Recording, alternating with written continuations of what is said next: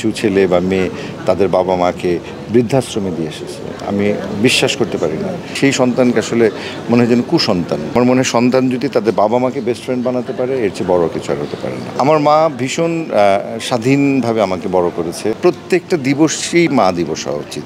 প্রত্যেক দিনই আমরা মাকে মনে করব, প্রত্যেকটা মুহূর্তে আমরা মাকে মনে করব।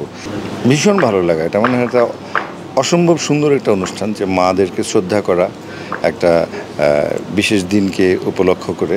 তো এই শ্রদ্ধা জানানোর মানে প্রক্রিয়াটা আমার কাছে খুব ভালো লাগে, কারণ মা জানে যে একটা মাকে সন্তান কতটুকু ভালোবাসে। তো কিছু কিছু সময় সেটা দৃশ্যমান হতে হয়। এই সুন্দর আয়োজন করে অভিমান্যুদ্দিন প্রত্যেক বছর আমি এটাকে সাধুবাদ জানাই, এবং এই দিনটাকে উপলক্ষ করে যে আমরা সবাই মাকে নিয়ে এসেছি, প্রত্যেকটা মাকে সুন্দর করে সাজিয়ে এটা নিয়ে এসেছি, যে আনন্দ ঘন এই পরিবেশটা আমার ভালো লাগে।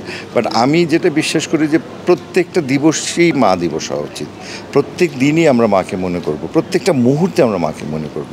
কারণ মায়ের যেই ত্যাগ, তার যে স্যাক্রিফাইস একটা সন্তানকে বাড়িয়ে তোলার জন্য, সেই 9 মাস গর্ভধারণের পর থেকে তখন থেকেই শুরু হয় প্রত্যেকটা মুহূর্ত, প্রত্যেকটা সেকেন্ড, প্রত্যেকটা সময়ে একটা মা সন্তানের পিছনে তার জীবন ব্যয় করে দেয়।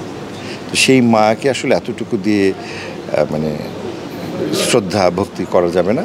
বাট ঠিক আছে, বিশেষ একটা দিন। কিন্তু আমি বলবো যে প্রত্যেকটা সন্তানের, যারা সুসন্তান, যারা ভালো সন্তান, যারা ভালো মানুষ হতে চায়, তাদের প্রত্যেকের উচিত যে মায়ের সব কিছু খেয়াল রাখা। মা, বাবা, গুরুজন, বিশেষ করে মায়ের তো অবশ্যই, মানে আমার কাছে তো বিস্ময় লাগে যে যখন শুনি কিছু ছেলে বা মেয়ে তাদের বাবা মাকে বৃদ্ধাশ্রমে দিয়ে এসেছে। আমি বিশ্বাস করতে পারি না। আমি অনেকগুলি বৃদ্ধাশ্রমে গেছি বেশ কিছু প্রোগ্রাম করতে। সেই মা বাবাদের মুখ থেকে যখন শুনি তাদের ছেলেমেয়েরা এস্টাবলিশ, সমাজে প্রতিষ্ঠিত, তো আমার কাছে তাদের সেই সন্তানকে আসলে মনে হয় যেন কুসন্তান। তারা মানুষ নামের জানোয়ার। তা মা বাবাকে কোনো পরিস্থিতিতে, কোনো কারণ দিয়ে, কোনো রিজন দিয়ে আলাদা করা উচিত না। সো আমরা যদি জীবনে প্রতিষ্ঠা পেতে চাই, ভালো কিছু করতে চাই, ভালো মানুষ হয়ে পৃথিবীতে নিজের নামকে আমরা মানে অমলিন করে রাখতে চাই, তো সেই ক্ষেত্রে মাকে শ্রদ্ধা করা, বাবাকে শ্রদ্ধা করার কোনো বিকল্প নেই। আজকে আমি যখন এখানে আসছিলাম, আমার মেয়ে নামিরা বলল যে দাদি বলে না, বুব্বা বলে, বুব্বাকে কী দিচ্ছে? আমি বুদ্ধবা একটা অ্যাওয়ার্ড পাচ্ছে, বলে ওদেরকে বলো ওকে বেস্ট গ্র্যান্ড মাদারের অ্যাওয়ার্ড দিতে। সো হয়তো সামনে দাদি হিসেবে পুরস্কার পেয়ে যাবে, কারণ আমার মা হচ্ছে মমতা এবং ভালোবাসার একটা ভাণ্ডার। সো সেই মানুষটাকে আজকে এখানে নিয়ে এসে সবার মাঝে তাকে একটা পুরস্কৃত করা এবং তার সেই হাসি মুখ দেখা, আমার মনে হয় যে এটা একটা অত্যন্ত আনন্দ ঘন মুহূর্ত হয়ে থাকবে ইনশাআল্লাহ। আমার মা ভীষণ স্বাধীনভাবে আমাকে বড় করেছে। আমাকে কখনো সেরকমভাবে কোনো বাধা দিয়ে এটা করবে না, ওটা করবে না, এরকম না।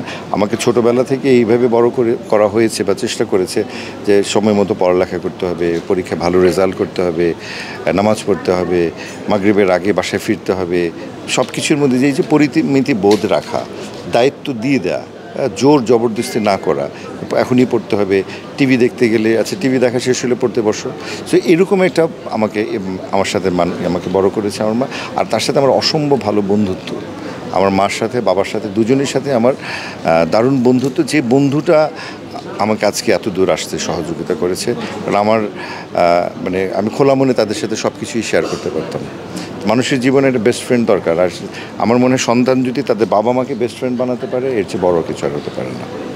তো আজকে ফেরদৌস হয়ে ওঠা, এখানে আসা, সব কিছুর পিছনেই আমার মায়ের অবদান, মায়ের মমতা। কারণ মা চেয়েছে যে আমি ভালো কিছু করি, তার মুখ উজ্জ্বল করি, সেভাবে আমি কাজ করেছি।